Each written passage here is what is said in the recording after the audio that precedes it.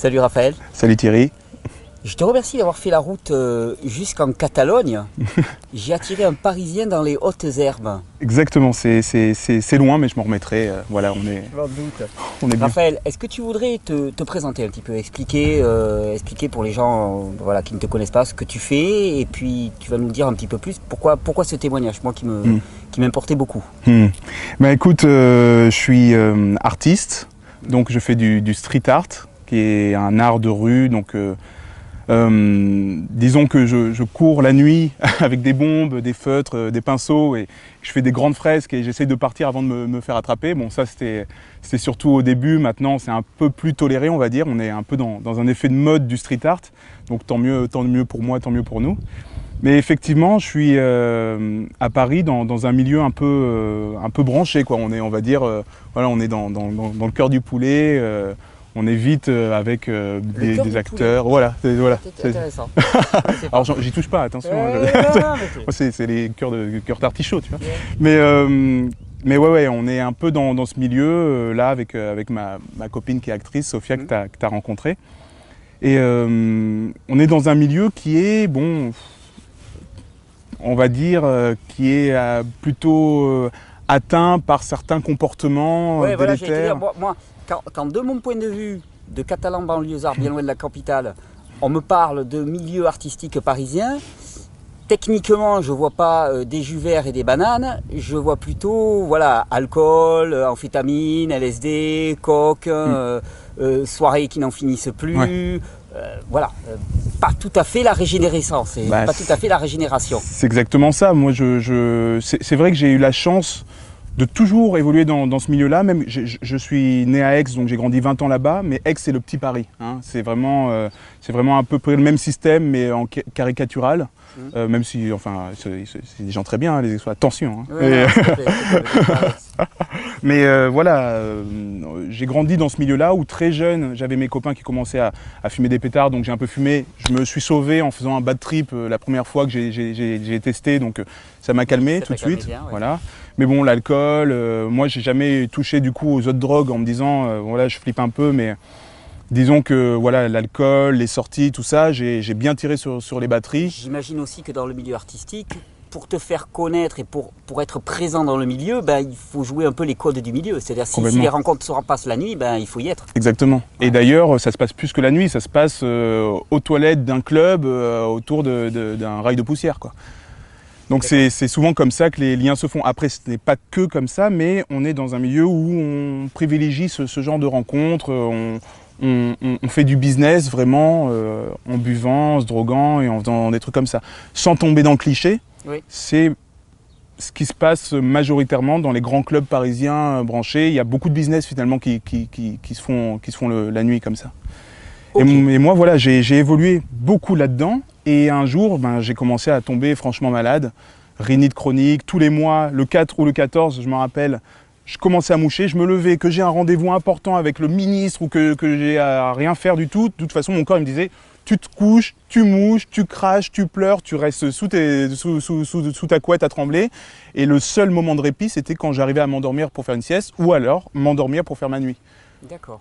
Et le lendemain, je me réveillais en forme, nickel, voilà. Grosse élimination de la part du voilà. corps. Mais je comprenais pas, je me disais, bon, j'ai éliminé le gluten, j'ai éliminé les produits industriels. Tu avais déjà une démarche alimentaire assez poussée par rapport à la norme des gens. Voilà, j'ai maman qui mange bio, mon père aussi, on est dans un milieu assez privilégié, assez protégé justement dès le départ. Donc je commence petit à petit à me renseigner sur la nourriture, à lire des articles, à voir. J'avais déjà découvert tes vidéos, puisque ça fait un petit moment maintenant, ça fait depuis 2008-2009. Je découvre tes vidéos, donc presque depuis le début. J'ai commandé en 2011. 2011 ? Ah ben voilà, je dis n'importe quoi, 2011, alors ça fait depuis 2002 que je... Voilà, bon, en tout cas, pas les premières, mais je me rappelle que tu avais presque un autre discours sur plein de choses, tu vois. Donc, à cette époque, voilà, je commençais déjà à voir, à te suivre. À jeter ça un petit peu. À jeter ça et tout. Et je commençais vraiment à réformer mon alimentation, mais ma vie de façon générale. Je suis tombé sur un livre qui s'appelle The Secret, de Rhonda Byrne, donc la loi d'attraction, tout ça. Donc je me suis ouvert à des choses que je ne connaissais pas forcément, mais j'étais moins intéressé par le milieu de la night, par la consommation assidue de tout et toute chose. et j'étais déjà dans une démarche voilà, d'ouverture, de prise de conscience. Et effectivement, en rencontrant des gens dans mon milieu, à chaque fois, je commençais à être un peu la parole du gars un peu cool, peace, qui dit attention, faut pas trop fumer, faut pas trop prendre de drogue, faut essayer de te coucher plus tôt, essayer de moins manger ça, toujours celui qui alerte un peu, sans être non plus voilà, restrictif dans mes propos, oui. Mais je devenais un peu celui qui disait bon ben si tu veux arriver à ça, essaye de réfléchir comme ça, essaye de pas trop te fâcher, essaye de mieux manger, essaye de... Voilà. Mais un jour, mon corps a quand même lâché. Et là, j'étais un peu vexé. Parce que je me suis dit, bon, je fais un peu tout bien, et là, non, ça ne fonctionne pas. Et c'est là où j'ai commencé vraiment à regarder tes vidéos et à les regarder de façon assidue. Donc ça va faire maintenant 2 ans, vraiment. D'accord. Et c'est bon, ça concorde au niveau de... c'est nickel, là c'est bon. Et là, je me suis rendu compte qu'effectivement, c'était les céréales. D'accord, tu consommais encore pas mal de céréales. Je mangeais beaucoup de céréales, notamment du riz. Ouais. Et après tout ce qui est sarrasin, quinoa, tout ce qui était autre que du blé, et que voilà. Donc j'avais pas. Tu avais évincé le blé, mais tu gardais pas mal de céréales. C'est ça. D'accord. Même les légumineuses, je sais pas trop. De toute façon, j'étais pas trop un grand cuistot, donc les légumineuses, bon, à part quelques-uns, voilà, ouais. C'est ça. J'étais pas forcément habitué, mais effectivement, j'ai éliminé ça et je me suis rendu compte effectivement que c'était le jour où j'ai testé, c'était le dernier jour de mes symptômes justement d'épuration massive. Comme ça. Du coup, j'ai commencé à vraiment me dire, ok, il faut que je me renseigne, il faut que j'aille jusqu'au bout, il faut que je l'explique au plus grand nombre de tous ceux qui mouchent autour de moi. Oui, parce que tu as vraiment vu la différence quand tu as arrêté les céréales. C'est ça, exactement. Et puis, la différence aussi au niveau du teint, je faisais des plaques de psoriasis, plus rien. Au niveau des cheveux, mes cheveux, ils ont commencé, bon voilà, là c'est une preuve, justement, ça fait 2 ans que je laisse pousser, ça pousse bien, quoi. Ouais. Les dents, le teint, les yeux, la silhouette, ouais. La condition digestive, voilà, intestinale. Oui, t'as senti que tout se relâchait, quoi. Voilà, exactement. Donc, j'ai eu l'envie, le besoin de porter ce message, que j'allais piocher un peu à gauche, à droite, surtout aussi dans tes vidéos, parce que ce qui est génial avec ce que tu fais, c'est qu'il y en a tellement qu'on peut piocher. Moi, je les ai absolument pas toutes vues, quoi. Ouais, puis je me répète. Et puis, ouais. Mais la répétition, c'est super important. Non, parce que ça tu peaufines. Ouais. T'as pas besoin de toutes les voir pour te prendre le message en bien sûr.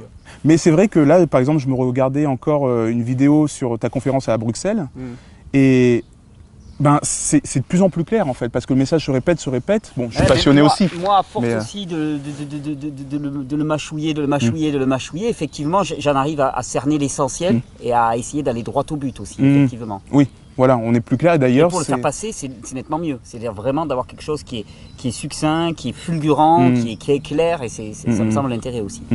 Du coup, oui, effectivement, ça me permet à moi et à ceux qui diffusent aussi ce message, de pouvoir être plus succinct et plus immédiat aussi, parce qu'on a des clés.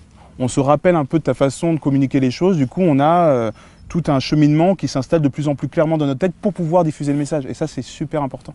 Parce que le message devient naturel. Et d'ailleurs, j'ai commencé alors d'abord à changer mon alimentation, à tester, à tomber malade. Donc j'étais dans un truc j'étais un peu dans mon coin à essayer les trucs comme ça. Finalement, je me suis rendu compte que ça marchait, donc j'avais effectivement le droit de diffuser ce message sans mettre quiconque en danger, tout en disant, fais ton essai, pour moi ça a marché, pour d'autres ça a marché, donc va voir. Ouais. Voilà. Il y a peut-être quelque chose à aller creuser de ce côté-là. Exactement. Et du coup, j'ai commencé sur ma mère en lui disant essaye de faire ci, essaye de faire ça. Ça a réglé plein de problèmes. Qui, elle, a essayé sur ses copines. Donc, toutes ses copines ont commencé à arrêter la viande, à arrêter en tout cas de la viande rouge et de façon excessive. Ils ont commencé à manger plus de fruits, plus de légumes, à s'acheter des extracteurs, à s'acheter des distillateurs, à tout s'acheter en fait. Et t'as plein de fans hein, du côté de ma famille. Et du coup, voilà, j'ai commencé à faire ça sur mes copains, sur les potes et les copines qui avaient des problèmes de ci, de ça. Et on règle des problèmes. Et on devient de plus en plus crédible aussi dans... Oui, parce que c'est ça qui est quand même merveilleux. On en parlait tout à l'heure hein, quand on s'est retrouvés. C'est qu'en fait, il y a 100% de chances que ça ait un effet. Parce que c'est comme ça que fonctionne le corps. Et donc, il y a une évidence. Donc, Pour certains, ça va être juste radicalement différent. Pour d'autres, ça va prendre un peu plus de temps. Mais il y aura toujours un bénéfice au final. Et c'est là où on gagne en crédibilité. De toute Exactement. Exactement. La preuve par l'exemple. Si à côté de toi, tu prônes un message et que tout le monde tombe comme des mouches, bon, ben, tu peux te dire, bon, je vais peut-être arrêter, désolé, voilà.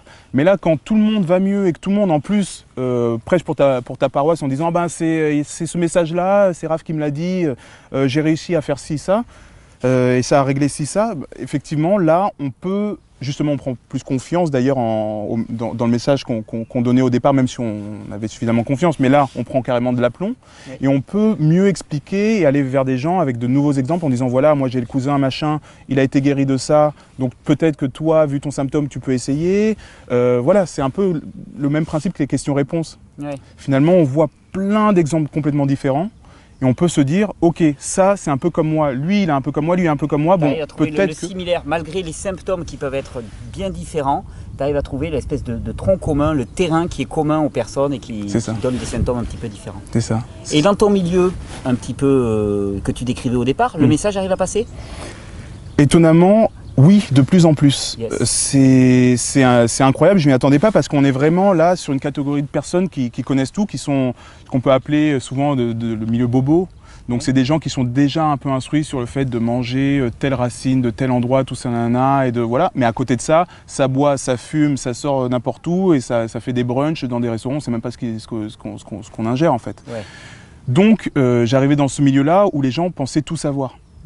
Et finalement, avec beaucoup de calme et sans vouloir justement insister et sans vouloir persuader forcément, juste par l'exemple et par le témoignage, j'arrivais à effectivement amener ces personnes-là à essayer, au moins essayer. Et généralement, quand on essaye, ne serait-ce que les jus, bon, c'est pour ça que je suis aussi promoteur des jus, parce qu'il y a des gens qui me le reprochent, qui me disent voilà, c'est artificiel et ainsi de suite. Sauf que je sais que pour bon nombre de personnes, c'est la première marche qui va être facile, parce que se faire des jus de légumes, c'est pas compliqué, c'est assez évident. Ça va être la première marche qui après va commencer, au fur et à mesure qu'ils commencent à ingérer un peu plus de légumes et de fruits, dans la tête ça s'éclaire, vraiment le brouillard se lève, les petites douleurs commencent à partir, et puis d'un seul coup là on se dit ah ouais, mais s'il y avait quelque chose de neuf dans ma vie, tu vois, parce que je sais que je rencontre beaucoup de gens qui me disent voilà, inexorablement, moi à 20 ans j'étais en forme, à 30 ans je l'étais un peu moins, à 40 ans je l'étais encore moins, à 50 ans encore moins, à 60 ans c'est normal que j'aille mal. Et puis si d'un seul coup, ils voient une inflexion et que la pente elle change, d'un seul coup ils commencent à aller mieux. Là ils se disent mais il y a peut-être un truc, et là ils vont avoir envie d'aller un peu plus loin. Exactement. Et ce milieu dit branché justement, c'est un milieu qui est épuisé. D'épuisement chronique, parce qu'ils sortent tous les soirs. Quand à la conférence de Bruxelles, je parle beaucoup d'épuisement nerveux, c'est pas pour rien que je le mets en premier. Parce que je pense qu'effectivement, dans ces milieux-là, particulièrement qui vivent la nuit, l'épuisement est total. L'épuisement surrénal est total. Complètement. C'est des gens qui en réalité sortent mais appellent au secours. Et puis quand je vois justement les potes qui sortent tout le temps et qui me disent à Sophia et à moi on vous envie tellement, vous êtes tous les deux beaux, vous sentez la noix de coco, vous êtes dans les apéros, vous touchez pas au buffet, mais on vous voit boire de l'eau et rigoler, vous êtes toujours en forme, mais vous sortez pas le soir, mais on vous voit faire 3000 trucs, on vous voit sur Facebook, à gauche, à droite, dans tel pays, comment vous faites pour faire autant de choses? J'ai dit, écoutez, essayez quoi. Parce que finalement, si on a fait une réforme de vie au niveau alimentaire, c'est vraiment rien en réalité. Au départ, on a réussi à régler des symptômes, effectivement. Donc ça, c'est plutôt impressionnant pour ceux qui les collectionnent. Oui. Mais là où c'est génial, c'est que derrière, on a commencé à vraiment y voir plus clair, à faire des vrais projets et à se rendre compte dans quel système on était. Dans un système malade. Mais c'est toujours la même chose. Moi, je dis aux gens, vous venez à ces réformes alimentaires parce que vous avez des symptômes physiques, et le plus grand bienfait que vous allez en retirer, c'est dans votre tête. C'est que ça va commencer doucement, l'espèce de brouillard, d'agitation et de confusion, la bouillie qu'on a dans la tête en permanence, cette bouillie, elle va commencer à se redéposer, on va commencer à y voir un peu plus clair par rapport à nous-mêmes, par rapport à ce qu'on a envie de faire, par rapport à ce qui nous entoure, par rapport même à nos personnages, à nos personnalités, à nos fonctionnements émotionnels et ainsi de suite. Et on va avoir une clairvoyance qui est sans pareil. On va tomber dans un équilibre. Ouais. C'est vraiment ça. Et aujourd'hui, effectivement, avec Sophia, on est heureux, on a des projets et finalement on s'engueule jamais parce qu'on est tous les deux très calmes. Donc on arrive à vraiment tout temporiser, à se trouver des moments à nous et on vit notre vie. On a vraiment pu construire enfin notre lifestyle comme on l'imaginait. Par exemple, tous les dimanches, on coupe la Wi-Fi, on coupe, on coupe tous les éléments perturbateurs extérieurs, tout ça, et on se repose. Bon, ça c'est par rapport à ta vidéo effectivement sur les glandes surrénales et sur la montée de cortisol. Voilà. Chapeau. Mais tous les dimanches, on coupe complètement. Si je la vois regarder sur Facebook, attends, on a posté. Non, tu coupes, on arrête. Viens prendre ton crumble cru. Elle fait des crumble crus incroyables. Et voilà, on arrive à se créer vraiment un nouveau lifestyle. Et plus on tend vers ça, plus on a des objectifs super grands qui seraient par exemple, je vais dire n'importe quoi, c'est presque ça, mais voilà, avoir un grand terrain, une grande maison, pouvoir accueillir la famille, pouvoir élever nos enfants avec les grands-mères, les grands-pères, les ci et ça, et que tout le monde crée une espèce de nouvelle communauté familiale pour pouvoir faire un jardin de permaculture et se nourrir. Voilà, on a un idéal. C'est juste naturel. Hein. Voilà, juste naturel, où on revient vers... Rien de fou, hein, voilà. bien sûr. Alors que l'idéal avant, c'était, j'aimerais avoir une décapotable, habiter dans un loft à New York, et pouvoir... Voilà, c'est plus du tout ça, en très peu de temps. Ce que tu dis, c'est que je me rends compte aussi, je parle souvent d'homéostasie, j'ai souvent ce mot à la bouche, et je pense qu'il y a une normalité de l'être humain au niveau alimentaire, il y a une normalité de l'être humain au niveau de ses aspirations aussi. Et que finalement, quand on arrête de le perturber, on en revient tous à peu près à la même chose, tu vois, une espèce de petite maison dans la prairie où on est globalement en clan ou en petite communauté, pas un groupe gigantesque, où on est responsable de ses choix alimentaires, de ses choix pour ses enfants, ainsi de suite, où on se réapproprie, sa gouvernance d'une certaine manière. Et on en revient tous à peu près à ça. Donc on retrouve permaculture, on retrouve non-éducation des enfants et pas d'école, on en retrouve vivre avec les différentes générations, partager, mettre en commun, passer du temps ensemble, prendre du temps.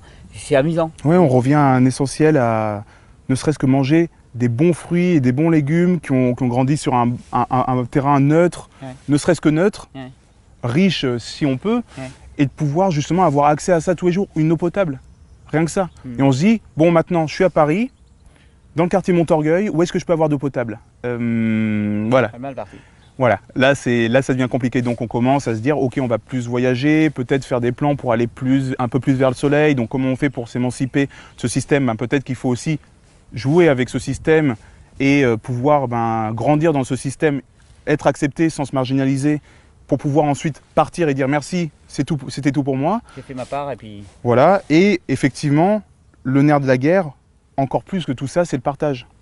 Alors, je me suis retrouvé des nouveaux idéaux. Déjà, me dire j'aimerais être papa. Bon, ça c'est presque hormonal, donc voilà. Mais ça arrive de plus en plus. C'est étonnant pour moi. Hein. Je viens de loin quand même. Au final, je viens d'assez loin. De me dire ok, moi ce que je veux, c'est pouvoir sauver le plus de personnes possible avec ce genre de discours. Mais effectivement, on se rend compte. Plus on est calme, plus on se rend compte que ça sert parfois à rien de se battre pour inséminer une idée. Il suffit de planter des graines et de laisser pousser. Et de témoigner. De témoigner. De ce que tu vis, de ce que tu fais là exactement. De dire voilà, moi, ce que ça a changé. Voilà. T'as pas envie d'aller jeter un coup d'œil parce que pour l'instant, tout ce que tu as fait, ça t'a pas avancé à grand chose. Quoi. Et l'autre qui vient en première ligne, quoi. On se dit, moi, aujourd'hui, mon objectif, je touche le micro, je me dis, l'objectif pour moi, c'est quoi? C'est pas de m'enrichir, de mettre bien ma famille et de mourir comme ça en accumulant les richesses. Non, ce sera d'être bien effectivement avec ma famille, de donner le plus possible à mes enfants au niveau de la connaissance et effectivement matériel au plus possible évidemment, mais surtout pouvoir aider le maximum de personnes. C'est pour ça qu'en tant qu'artiste, je me complais complètement. Je fais du street art, donc c'est de l'art de rue, c'est du musée à ciel ouvert. En gros, j'ai pas besoin d'attirer ces gens-là qui sont complètement épuisés, qui viennent du boulot, métro, dodo, et qui n'ont pas le temps d'aller en galerie. Moi, je leur dis, hé, regarde, wake up, un mur, un message, qu'est-ce que j'ai voulu dire derrière? Et peut-être que justement, cette graine que je vais pouvoir mettre va germer à un moment donné. Et c'est ça que je voudrais faire. Et d'ailleurs, arriver à un certain stade où je pourrais dire, ok, tout le monde est là, tout le monde m'écoute, bon, je prends le micro et maintenant je dis ce que j'ai à dire. Et est-ce que dans ton art, tu arrives à faire passer ces valeurs-là? Est-ce que tu arrives à... Comment t'arrives à instiller un petit peu cet esprit-là dans ce que tu fais? C'est marrant, c'est encore assez inconscient, c'est presque subliminal. C'est-à-dire que les gens aiment, les gens se disent « Ouais, non, c'est génial ce que tu as dit, mais qu'est-ce que tu as voulu dire ?» Mais derrière, ils adhèrent à quelque chose. Et finalement, je sais que une fois qu'ils ont été accrochés, qu'ils ont été hameçonnés par mon tableau, par ma toile, ils vont ouvrir l'oreille et se dire « Bon, Oui. Qu'est-ce que tu as voulu dire maintenant? Ouais. Et là, ils vont être en demande. Et à ce moment-là, je peux effectivement inséminer mon message. Excellent, excellent, excellent. Et Sophia, tu voudrais venir témoigner, toi aussi, ça te dérangerait de venir témoigner sur la vidéo? La vidéo de Raphaël? Ouais. Bah je veux pas, c'était votre vidéo. Allez, viens, Sophia. Viens. Est-ce que tu peux ramener le sac aussi, s'il te plaît? Ah bah oui. Bah Viens, ouais. viens, on fait ça en live. Tu nous as raconté des belles histoires quand même. Puis c'est Raphaël qui a contribué. Bah oui. Viens, viens entre nous deux. Mais ça Et Thierry, joyeux anniversaire. Merci beaucoup. Joyeux anniversaire. Il faut le savoir. Merci. D'ailleurs, je t'ai amené un petit Viens cadeau. entre nous, viens Bah entre nous. attends. Oh. Bah oui, ton cadeau Voilà. d'anniversaire. Wow. Made in, hein, on va... Voilà. tout de suite. Non, attends, je le prendrai en photo. Ouais, voilà. Je le mettrai dans la vidéo. Complètement. Et il y a une petite dédicace derrière. Et, mais elle est derrière directement le dessin. Mais attends, D'accord. je l'ai pris en photo, comme ça tu sauras ce qu'il y a écrit exactement. Merci beaucoup, Raphaël. Bah, je t'en prie. Tu vois, là, c'est mes marins, c'est justement les personnages que je fais souvent. Et en fait, je travaille par allégorie. Donc le marin représente le citoyen enrôlé Oui. dans l'état militaire, la chair à canon. Tu veux que je me lève peut-être que tu as l'air d'avoir. Ouais, je vais y arriver, je vais y arriver. Et tu viens entre nous deux, Sophia, aussi Oui, parce bien que sûr. j'aimerais bien que tu témoignes aussi de toi, ce que ça t'a apporté, tout ça. Parce que le témoignage que tu m'as donné dans la voiture était vraiment intéressant. Tu peux nous expliquer un petit peu? Bien sûr. Tu veux que je commence par quoi? Eh bien, quand tu as rencontré Raphaël, Ok. tu étais hypoglycémique. Oui, Si alors. tu sautais ton petit déjeuner, tu mourais dans l'instant. Alors, voilà, moi je suis une fille, en tout cas une parisienne healthy, c'est-à-dire que ça va faire plus de 10 ans que je suis végétarienne, limite végane, que je mange pas de gluten, que je mange pas de lactose. Donc pour moi, tout se passait plutôt bien. Oui. Mais j'avais quelques symptômes comme l'hypoglycémie. Pour moi, je ne pouvais pas commencer une journée sans petit déjeuner. Oui. Mais mon petit déjeuner était très très sain. C'était du lait d'amande avec des fruits, avec des flocons de millet, donc toujours des céréales. Tu avais l'impression de bien faire, en tout cas. Ah mais vraiment, pour moi, en tout cas même par rapport à mes copines et même quand je rentrais au Maroc, je pense que j'étais la fille honnêtement la plus saine du monde. Mais hypoglycémique, problème d'intestin, ulcère. Trouble d'antimenstruation aussi. Tu me disais que tu n'avais plus de règles. Pendant, j'ai pas eu de règles pendant 5 ans. Mhm. Je les avais 2 fois par an, mais il fallait que je les provoque en fait. Parce que moi, je refusais de prendre la pilule. Donc voilà, et puis bon, moi, je rencontre Raphaël. Il s'appelle Raphaël, ouais. Le garçon, là, Paris Sculpture Culture. Non, je rencontre Raphaël, et puis bon, bah, on s'accorde sur beaucoup de choses par rapport à l'alimentation. Et en fait, pour l'anecdote, on s'était déjà vu parce qu'il avait tourné dans mon film, mais on s'était jamais parlé. Puis un jour, il m'a dit le mot jeune. Et j'ai tilté, je lui ai dit, mais. Jeune avec un accent circonflexe. Exactement. Elle m'a embrassé tout de suite. Je lui ai dit, je t'aime. Non, et je lui ai dit, écoute, faut qu'on se revoie, faut que tu m'en parles. Parce que j'ai commencé à lui parler d'hypoglycémie et il m'a regardé. Draguer avec le jeune. T'as vu, tu vois? C'est vraiment dans des milieux Ouais, très spéciaux. 2016, c'est Il a fait chez les Parisiens. Non, il m'a dragué avec le mot extracteur de jus. Ah. Jus vert, gluten free. J'ai fait, oh. Non, et je lui ai dit, non, mais tu sais, moi je peux pas jeûner, je suis hypoglycémique. Et il m'a regardé, il a fait un sourire en coin. Tu es hypoglycémique. Je lui ai dit, oui, donc je peux pas jeûner. Puis on en est venu à parler, puis Raphaël, petit à petit, a commencé, mais de façon très subtile, à me dire, ah, peut-être que tu devrais attendre 1 heure avant de manger. Avant, moi, je me réveillais, je faisais mon yoga, comme une fille saine, et je mangeais. Peut-être attends 1 heure. Tu crois? Et vois comment ça se passe. Et vois comment... Non, mais je peux pas, moi je me réveille, il faut que je prenne... Attends 1 heure. Et puis, peut-être tu devrais attendre jusqu'à 11h. Et peut-être que tu devrais attendre jusqu'à midi. Mais petit à petit. Et si tu arrêtais le riz, si tu arrêtais les ça, mais non, mais je peux pas, je vais manger quoi? Regarde. Et petit à petit, et le premier mois, au bout d'1 mois, je lui dis, j'ai mes règles. On part au Maroc, et là il me dit, et si tu essayais une journée de jeûne? Mais non, je peux pas, déjà en plus il fait chaud, puis je vais marcher, puis je vais être à un festival. Mais non, je peux pas. Essaie jusqu'à 14h. Mais non, je tiendrai jamais. Il est 14h, et on doit rentrer. Et si on essayait jusqu'à 15h? Petit à petit. Ouais. Il y a des moments, je lui en voulais, je lui disais, mais non, mais pourquoi tu me fais ça? J'ai faim, je vais mourir. et Et le deuxième mois, j'ai mes règles. Et j'ai plus mal au ventre. Puis j'ai plus d'ulcère. Et puis... Comme par magie, hein, parce que l'ulcère, normalement, ça part pas comme ça. On est censé prendre deux, trois trucs quand même. Pas... Alors déjà, je me souviens, j'avais été voir un médecin, j'avais refusé de prendre des médicaments, donc je m'étais soignée avec de l'aloe vera et de l'argile. Puis Raphaël, puis à un moment, j'ai plus de problème aux yeux, parce que moi j'avais les yeux qui piquaient souvent. J'avais les yeux secs. Puis depuis quelques mois, j'ai plus de problème aux yeux. Alors que moi, j'avais toujours dans mon sac, mon kit de survie, mes gouttes pour les yeux, du miel, du sucre de coco, des amandes, parce que je suis hypoglycémique, que je suis végétarienne et que j'ai des problèmes aux yeux. Et depuis maintenant 6 mois, je vais très bien et j'ai l'impression d'aller même mieux qu'il y a 10 ans. Et c'est drôle parce que tout le monde nous dit c'est dingue, vous avez rajeuni. C'est hallucinant. Mais tout le monde. Et c'est assez incroyable. Mais pour moi, le vrai changement, c'est outre les problèmes d'intestin, c'est mes règles. Parce que pour moi, clairement, je n'avais pas de règles. J'étais une fille qui ne pouvait pas avoir ses règles. Donc, sujette à la rétention d'eau. Et une anecdote encore qui s'est passée il y a encore 3 semaines. La preuve. Donc moi, je suis la preuve par l'exemple.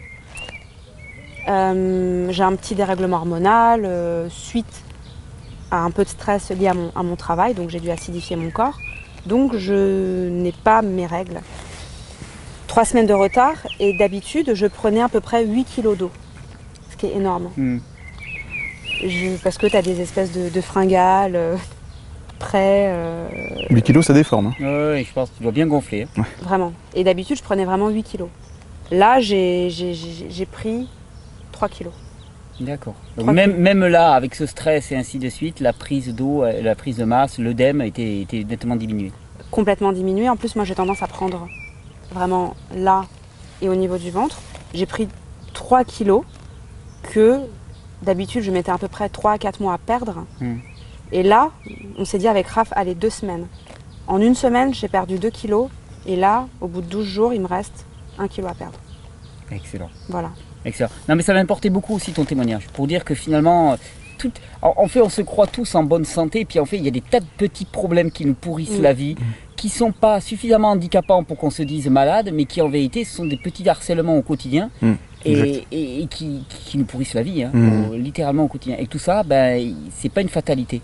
Et il faut peut-être aller au-delà de ces peurs, puisque tu parles d'hypoglycémie, aller voir un petit peu, tu sais, on a des espèces d'idées préconçues comme ça qu'on nous a données. Et puis j'aime bien la démarche qu'a eu Raphaël, te dire, et si tu allais voir un peu au plus? Et si tu allais voir un peu à la limite? Un peu à la limite, un peu à la limite? Et comment ça se passe? Est-ce que vraiment c'est la catastrophe? Ben non.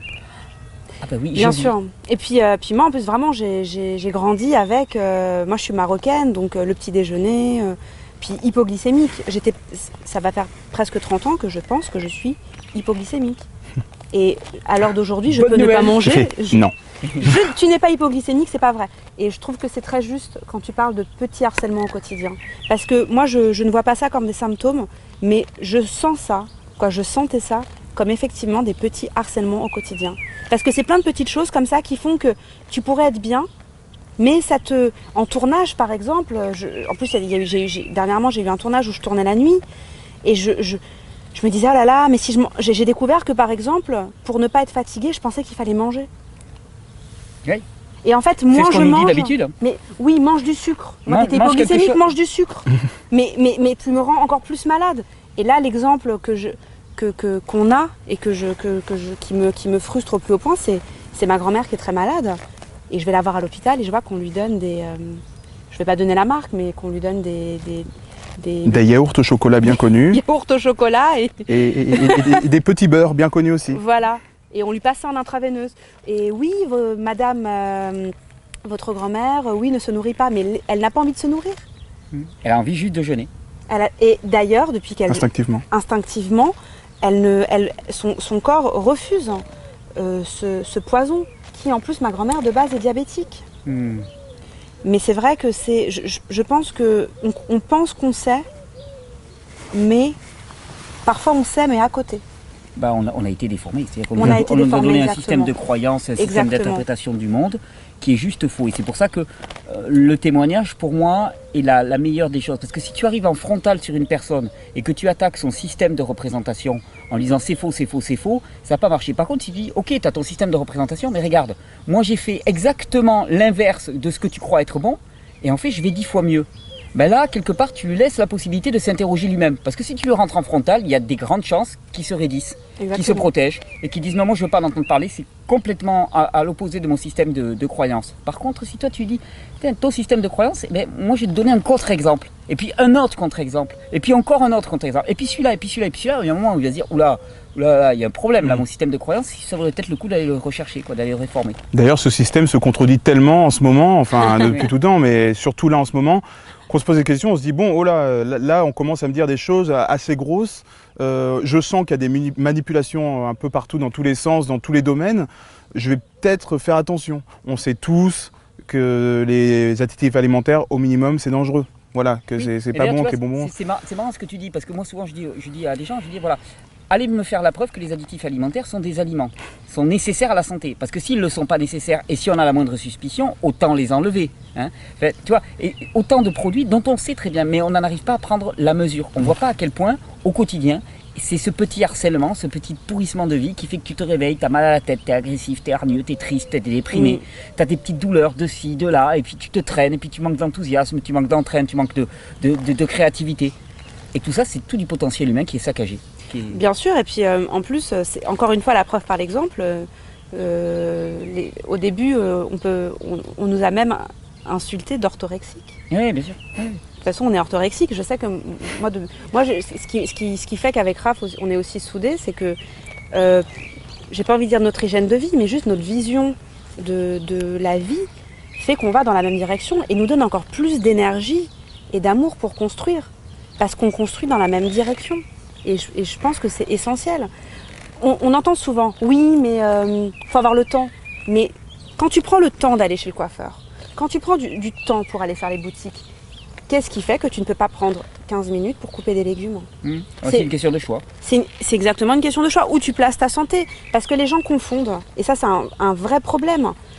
La ligne, diet et la santé. Alors que, de toute façon, à partir du moment où tu manges de façon saine et de façon hygiénique, ta ligne suit, mais bien manger, c'est pas pour être mince, c'est pour être en bonne santé. Et tu peux te régaler en mangeant des fruits, des bananes, des légumes. Le régal, il est encore plus précieux, justement. Elle me donne faim. Je suis en jeûne aujourd'hui. Aujourd'hui, jeune. Mais c'est vrai que je pense que, en fait, la société nous fait passer à côté de choses essentielles. Et tout à l'heure, je vous entendais parler du fait de vivre en clan, mais c'est comme ça que ça devrait être. Ça fait partie des besoins physiologiques de l'humain. Mais exactement, sauf qu'on explose les codes. D'ailleurs, les codes de la famille, tous les codes sont explosés. Les valeurs. Les valeurs. On n'est plus une société de valeurs. Voilà. C'est fini maintenant, on nous vend du soda, on nous vend de la barre céréale, de céréales, on nous vend de la barre de chocolat, ou si encore c'était du chocolat. Ou si encore c'était des céréales. Mais quand tu lis sur les emballages, c'est émulsion, émulsifiant, léchitine, huile de palme, poudre de cacao, poudre de noisette. Moi, même pas du chocolat. Excuse-moi, je te coupe. Je vais te raconter une petite anecdote. Ici, en France, où que ce soit, je prends un bout de pain blanc, même un bout de pain complet, semi-complet, dans le boulanger du coin. Je vais le manger. Déjà, je vais me sentir fatigué. Je vais sentir que j'ai une pression sanguine et je vais être un peu plus énervé, on va dire. Tendu. Et surtout, j'ai le bouton. Voilà. Une demi-heure après, j'ai le petit bouton qui pousse. C'est mon corps, il fait merci, retour à l'envoyeur. C'est dingue, hein. Et je te parle même pas de la digestion, c'est 2 heures, même si j'ai rien mangé à côté, pendant 2 heures, c'est... Je vais au Maroc, je prends un tagine, je prends une galette de pain comme ça. Et je me suis déjà fait une galette de pain le matin, rien. Absolument rien. Là, ce que tu dis est très intéressant. C'est que je pense qu'il y a la nature des produits et il y a surtout la nature des ingrédients qui diffèrent énormément. C'est pour ça que chaque fois qu'on me dit oui, nos grands-parents ils mangeaient du pain et ainsi de suite, je dis oui, mais quel blé avec quels additifs, avec quels produits à l'intérieur, avec quels pesticides, avec quels fongicides et ainsi de suite. Et quel type de fermentation. On parle de produits radicalement différents. Et c'est là où il y a énorme tromperie, c'est qu'on a utilisé des mêmes mots, on utilise le même mot pour désigner des produits qui sont juste à l'opposé, qui sont à des kilomètres l'un de l'autre. Hein, ton anecdote est très intéressante. J'ai découvert à mon insu, je me suis dit bon ben je vais prendre parce que c'était vraiment délicieux, le pain, la sauce, en plus on ne mange pas avec les couverts, on mange avec le pain, les tagines de légumes comme ça. Effectivement, j'ai halluciné. Et maintenant quand je vais au Maroc, je suis content parce que je peux me faire des petits bouts de pain, c'est un peu ma junk food, mais j'aurai rien du tout derrière. Je vais peut-être plus galérer en mangeant des légumineuses, justement au niveau de la digestion, tout ça, qu'un bout de pain qui va passer, mais vraiment très très bien. C'est hallucinant. Et donc ce message, maintenant, tu es en train de le faire passer le plus largement possible dans le milieu artistique. Tu me disais qu'il y a de la réponse, il y a de l'intérêt. Effectivement, ma prochaine expo s'appelle Les Alimenteurs. Donc je suis vraiment en plein dedans. Elle aura lieu quand? Elle aura lieu là le 21 avril, je pense pas que la vidéo sera encore diffusée, mais le jeudi prochain. D'accord. Voilà. Tu exposes Donc, où? j'expose aux Ateliers des Artistes, rue Rampont, à côté de République, à Paris. D'accord. Voilà. Okay. C'est des expos que tu fais tourner après ou comment ça se passe? C'est ma dernière expo de l'année. Ah oui, justement, je m'arrête juste à ce moment-là, ouais, complètement. J'ai beaucoup, voilà, c'est ça. J'ai beaucoup donné, on va dire, pendant 3 ans, là, je me suis vraiment envoyé. Là, c'est un peu ma dernière expo avec le message le plus fort, enfin celui que j'avais envie de diffuser le plus largement. Et puis ça c'est pour le côté galerie et maintenant je vais me concentrer plus sur le message de rue justement. Excellent. Pour diffuser au plus grand large. Je sais pas, au plus grand large, plus grand. Moi aussi je fais des expressions bizarres. Voilà. Mais elle était pas mal plus grand large. Plus grand large, elle était très bien.